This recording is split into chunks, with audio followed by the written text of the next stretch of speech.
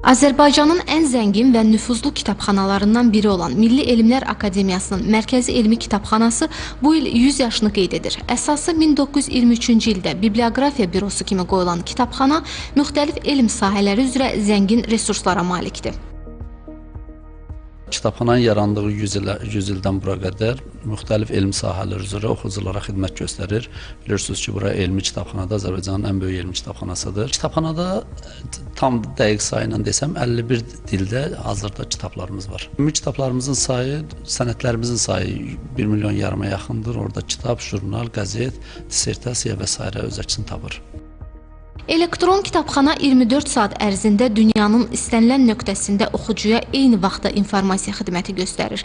İstifadəçilər Mərkəzi Elmi Kitabxananın rəsmi saytı vasitəsilə dünyanın 85-dən artıq kitabxanasının web portalına daxil ola bilirlər.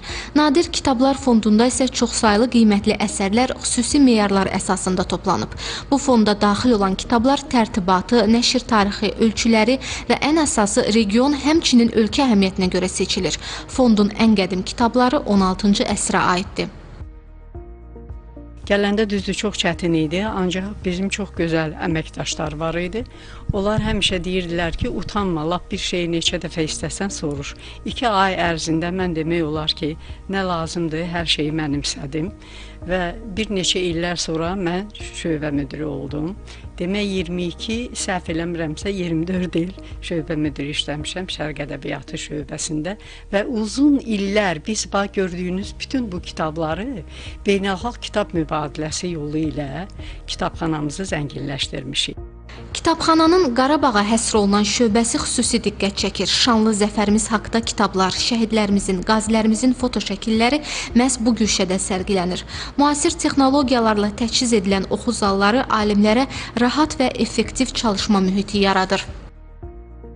Əslində mənim Mərkəzi Elmi Kitabxana tanışlığım tələbəlik illərimə təsadüf edirdi. Lakin daha sıx əməkdaşlığım bildiyiniz kimi Mərkəzi Elmi Kitabxanada, o cümlədən akademiya sistemində ilk könüllülük hərəkatı yaradıldı və bu könüllülük hərəkatına qoşulan könüllülərdən biri də mən oldum və bu 3 aylıq bir təcrübə proqramı idi və bu təcrübə proqramı həqiqətən kitabxana işi sahəsində mənim praktiki biliklərimin mənimsənilməsində çox müsbət bir rol oynadı. Kitabxana həm də 2024-cü ildə işğaldan azad olunmuş torpaqlarda yeni yaranmış məktəb kitabxanalarına nəşrlər təqdim edib. Onlar arasında Zəngilan rayonunun Ağalı kənd kitabxanası, Şuşa şəhər 1 nömrəli məktəbin kitabxanası da var.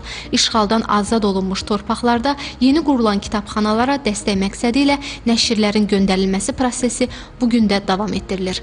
Gülnar İlqar qızı, Zaur Həşimov, Telesəhər.